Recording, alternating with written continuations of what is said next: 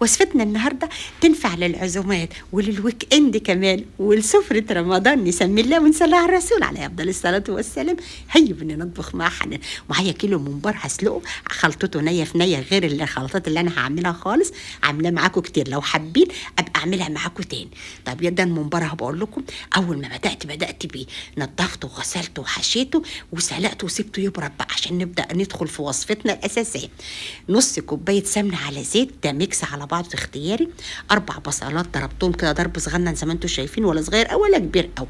ولازم ياخد اللون الاصفر ده، ليه؟ بيفرق معانا في التسبيكه، بيفرق معانا في لون الطماطم قوي. مش محتاجه احط صلصه. نزلت ب2 كيلو طماطم وربع بالظبط. معلقه ملح كبير، ربع معلقه فلفل اسود وكمون وسكر، يا سكر معلقه بس بتاعت الاكل كده، معلقه سكر يا سكر، ونص معلقه شط. التوابل دي هحطها تاني في الاخر عشان حطيت حبه صغيرين. اعرفي بقى التقليه بتاعتك اتسبكت ازاي. اول ما تلاقي السمنه والزيت كده ايه فوق بيبقبق كده من فوق. 2 كيلو رز، 2 كيلو وربع، غسلته بلدي وغسلته وصفيته كويس جدا من فوق السوائل ونزلت بيه وقلبه. بص، عايزه تاخدي احلى محشي ونتيجه حلوه قوي، قلبيه وشوحيه كده يتشرب الصلصه خالص، ما يبقاش فيه سوائل. هسيبه يهدى شويه. الخضره بتاعتي كزبره وبقدونس وشبت، وده اختياري.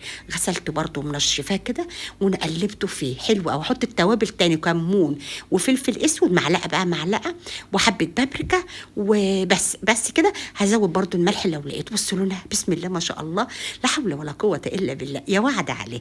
هسلق بقى. تعالوا نسلق بقى الكرنب.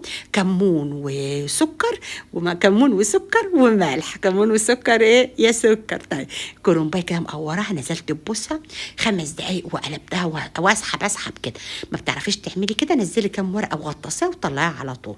ده حاجه ترجع لك انت. بطلعها على شبكه عشان بيبقى فيها سوائل. لو انت هتسيبيه شويه ممكن تحطيه في مصفى عادي. انا هطلعه على شبكه. دي الكرنبايه التانية.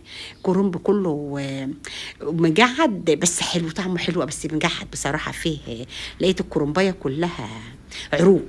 خلاص مصفى بقى كده. وتعمل لكم طريقه حلوه قوي قوي قوي.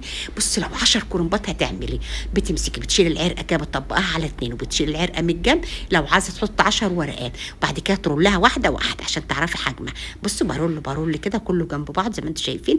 دايما الفيديو بتحدث عن نفسه. واخد كده 4 صوابع كده اعلمهم كده علشان تبقى محشيه كلها حجم واحد.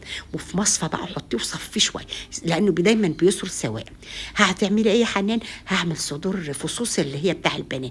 الفص قسمته على 2، عملته 2 يعني. انا فصلته على 2. الفص صدور البانيه على 2. وفي الطاسه حطاه فلفل وملح، حطاه بنقعات فلفل وملح وبصل بس.